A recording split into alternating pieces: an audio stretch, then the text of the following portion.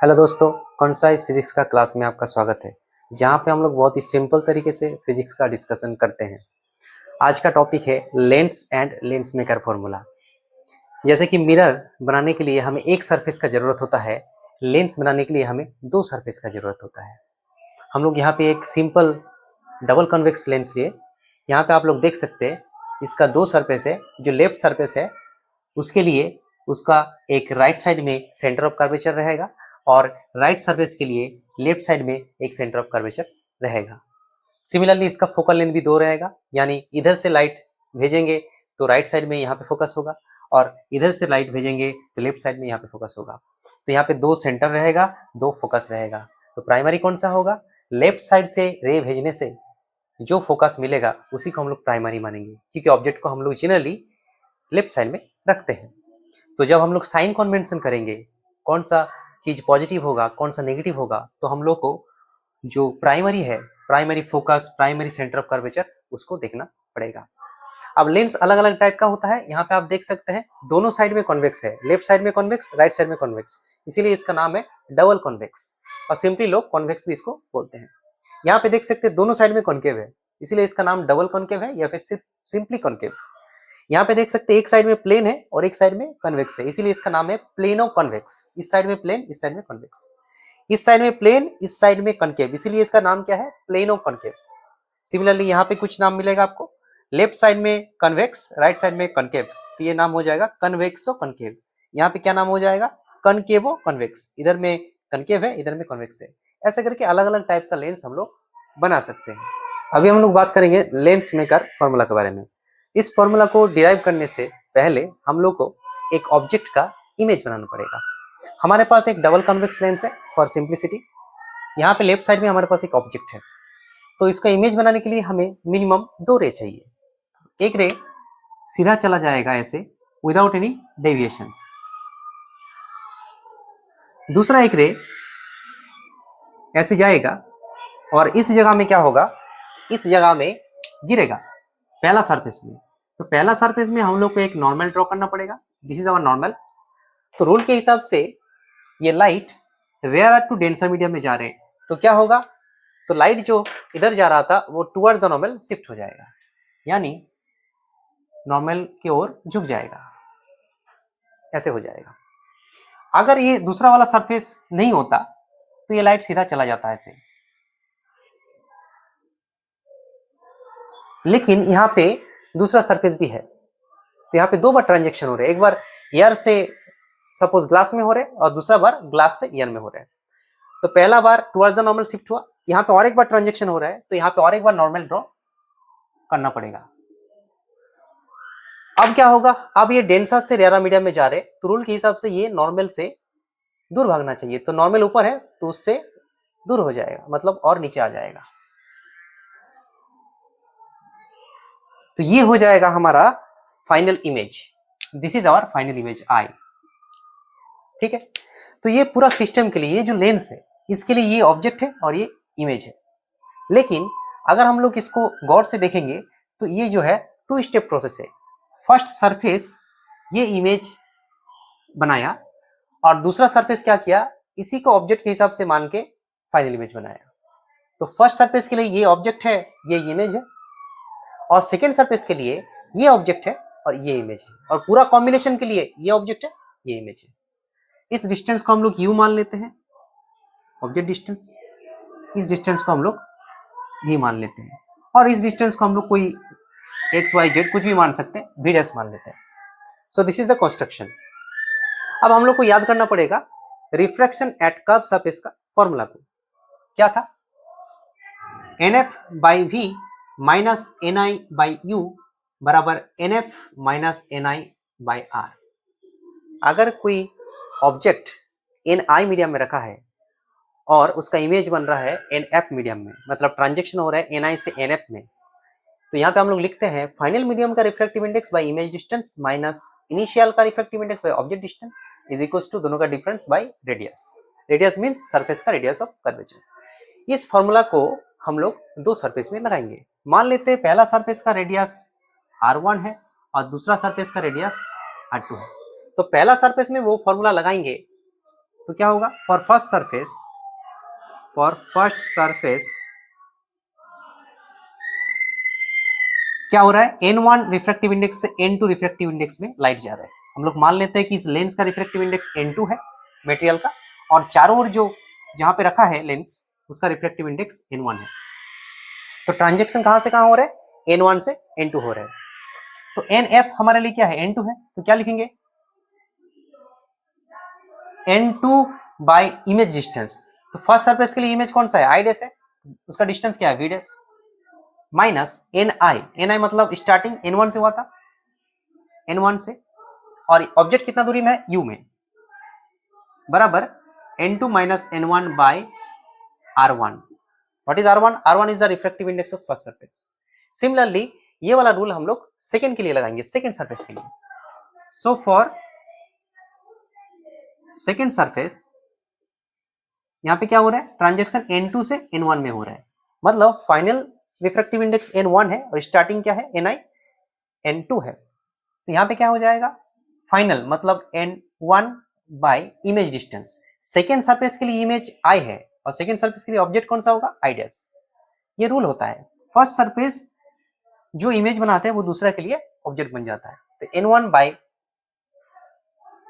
Image distance means v minus n2 by object distance v dash है, is equal to difference n1 minus n2 by r2। इसको equation number 1 देंगे, इसको equation number 2 देंगे।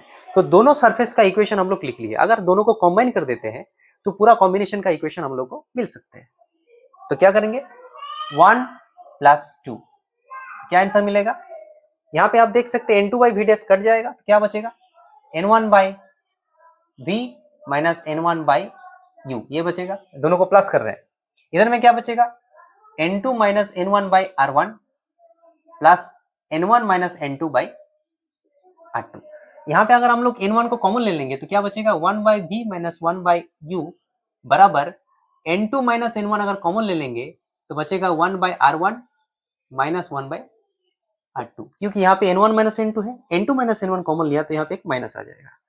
तो आप देख सकते हैं 1 by v minus 1 by u, हम लोग जूनियर क्लास में पढ़े हैं कि 1 by v minus 1 by u is equal to 1 by f होता है लेंस फॉर्मूला। तो यहाँ पे लिखेंगे 1 बाई f और n1 को इस साइड में भगा देंगे तो क्या हो जाएगा, n2 by n1 minus n1 by 1, तो 1 हो जाएगा, into 1 by r1 minus 1 by r2।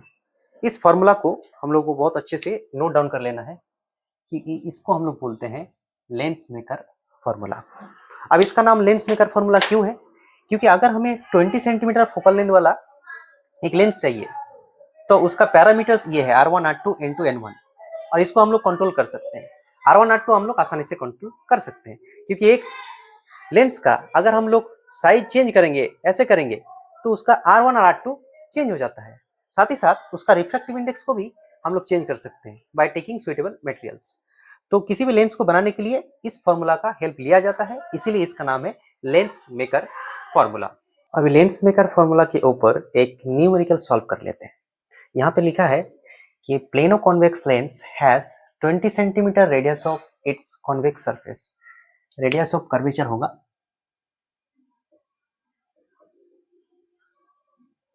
तो पहले हम लोग प्लेनो कॉन्वेक्स लेंस बनाते हैं।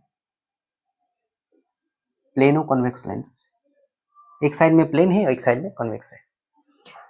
ये जो कॉन्वेक्स सरफेस है इसका रेडियस ऑफ कर्वेचर कितना है, इसका जो रेडियस ऑफ कर्वेचर है वो 20 सेंटीमीटर है, और इसका radius of curvature left side में है, इसीलिए यहाँ पे प्रॉपर साइन लेना पड़ेगा -20। Find the focal length of the lens, इसका फोकल लेंथ हम लोग को निकालना है। और क्या इंफॉर्मेशन यहाँ पे दिया है, the refractive index of material of the lens is 1.5, means ये जो लेंस है इसका रिफ्रैक्टिव इंडेक्स 1.5 है, n2 बराबर 1.5, और सराउंडिंग मीडियम क्या है, it is keeped in air, तो सराउंडिंग मीडियम का रिफ्रैक्टिव इंडेक्स 1 है। लेंस जो मेटल से बना है उसका रिफ्रैक्टिव इंडेक्स 1.5 है और सराउंडिंग मीडियम्स का 1 है, तो n1 मिला, n2 मिला और r मिल गया। इस सरफेस का रेडियस ऑफ कर्वेचर कितना होगा, क्योंकि ये प्लेन सरफेस है तो प्लेन सरफेस का रेडियस कितना होता है, इन्फिनिटी होता है। अभी ये सब इंफॉर्मेशन को लेंस मेकर फॉर्मूला में डालते हैं।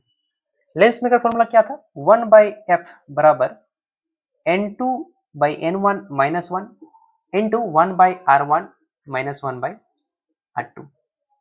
F means focal length, n1 is the refractive index of the surrounding medium, n2 is the refractive index of the lens, r1 is the radius of curvature of first surface, r2 is the radius of curvature of the second surface. तो यहाँ पे n2 का value 1.5 है, n1 का 1 है, minus 1, 1 by r1 means infinity, minus 1 by r2 means minus 20.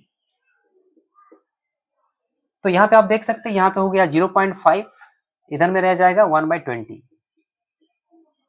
So f बराबर कितना निकल के आएगा 20/0.5 मीन्स ऊपर में 10 कर देंगे 40 सेंटीमीटर. और फोकल लेंथ का साइन पॉजिटिव आया, पॉजिटिव तो आना ही था क्योंकि इसका कोई कंट्रीब्यूशन नहीं है, क्योंकि ये प्लेन सरफेस है, इसका नेचर न्यूट्रल है, लेकिन ये नेचर क्या है, राइट साइड सरफेस का कन्वेक्स है. तो कुल मिला के क्या हो जाएगा, इसका नेचर कन्वेक्स टाइप का ही होगा, इसीलिए साइन क्या आया, पॉजिटिव. लेंस मेकर फॉर्मूला के ऊपर और एक न्यूमेरिकल सॉल्व करते हैं. यहाँ पे दिया है कि a lens made of glass has focal length 20 centimetre in year. एक लेंस है जो कि ग्लास से बना है, ग्लास का रिफ्रैक्टिव इंडेक्स 1.5 है और उसका फोकल लेंथ 20 सेंटीमीटर है और रखा कहाँ पे है, ईयर में. What will be the focal length of the lens if it is immerse in water. अगर पूरा सेटअप को वाटर के अंदर रखते हैं तो फोकल लेंथ में क्या चेंज होगा, क्या फोकल लेंथ होगा. तो यहाँ पे दो केस है, हम लोग को अच्छे से समझना पड़ेगा. केस 1 में क्या है, केस 1 में जो लेंस है वो ईयर में रखा है, चारों ओर ईयर है और ये क्या है, ये तो ग्लास से बना है. केस 2 में क्या है, केस 2 में यही लेंस, सेम लेंस ग्लास से बना हुआ, लेकिन चारों ओर क्या है, वाटर. इसमें n2 का वैल्यू कितना है, n2 का वैल्यू 1.5 है, यहाँ पे भी n2 का वैल्यू 1.5 है. n2 में कोई चेंज नहीं होगा क्योंकि n2 means refractive index of the lens. तो लेंस ग्लास से बना है, ये भी वही वाला लेंस है, ग्लास से ही बना है, लेकिन सराउंडिंग मीडियम चेंज हो चुका है. मतलब n1 का वैल्यू यहाँ पे 1 था, यहाँ पे n1 का वैल्यू हो चुका है 4/3. अब पहला केस में जब हम लेंस मेकर फॉर्मूला लगाएंगे तो वहां पे क्या मिलेगा, 1/f1 मान लेते, f मान लेते, पहला फोकल लेंथ को मान लेते f और यहाँ पे फोकल लेंथ मान लेंगे f डैश, यहाँ पे f है. तो 1/f बराबर n2/n1 मीन्स 1.5/1 माइनस 1 और राइट साइड में 1 minus r1 minus 1/r1 minus 1/r2. Right side में हम लोग कुछ चेंज नहीं करेंगे क्योंकि इसका इंफॉर्मेशन कुछ मालूम नहीं है. सेकेंड केस में क्या होगा, 1/f डैश नया फोकल लेंथ बराबर n2 means 1.5/4/3 minus 1 into 1/r1 minus 1/r2. r1 r2 का वैल्यू कोई चेंज नहीं होगा क्योंकि लेंस का रेडियस ऑफ कर्वेचर सेम रहेगा, जस्ट मीडियम चेंज हो चुका है. इसको थोड़ा सा अरेंज कर लेंगे तो क्या बन जाएगा, 1.5 माइनस 1 0.5 मतलब 1/2 into 1/r1 minus 1/r2. Equation number 1 देंगे और इसको थोड़ा सा अरेंज करेंगे तो ये लगभग हो जाएगा 3 ऊपर चला जाएगा, 4.5 माइनस 4/4 मीन्स 1/8 हो जाएगा. थोड़ा सा कैलकुलेशन आप लोग कीजिएगा. इक्वेशन नंबर 2 अगर हम लोग 2 डिवाइडेड बाई 1 कर देते हैं, इक्वेशन नंबर 2 डिवाइडेड बाई 1 कर देते हैं तो क्या बन जाएगा, 1/f डैश बाई 1/f बराबर r1 r2 वाला टर्म कट जाएगा, यहाँ पे क्या बच जाएगा 1/8 बाई 1/2.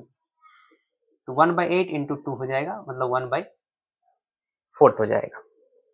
लेफ्ट साइड में क्या हो जाएगा, लेफ्ट साइड में हो जाएगा f/f डैश बराबर 1/4. क्रॉस मल्टीपल करेंगे तो क्या मिलेगा, f डैश बराबर 4f मीन्स नया फोकल लेंथ पुराना से 4 गुना हो जाएगा. तो पुराना फोकल लेंथ कितना था, 20 था, तो यहाँ पे हो जाएगा 80 सेंटीमीटर. तो इस टाइप का न्यूमेरिकल्स भी हम लोग को सॉल्व करना है, बहुत ही इंपॉर्टेंट एक न्यूमेरिकल्स है. हम लोग को गौर से देखना है कि चेंजेस क्या हो रहे हैं. जस्ट सराउंडिंग मीडियम चेंज हुआ है, बाकी लेंस का मटेरियल चेंज नहीं हुआ, उसका जो सरफेस का स्ट्रक्चर है वो तो चेंज नहीं हुआ, इसलिए उसका रेडियस ऑफ कर्वेचर भी क्या रहेगा, सेम रहेगा.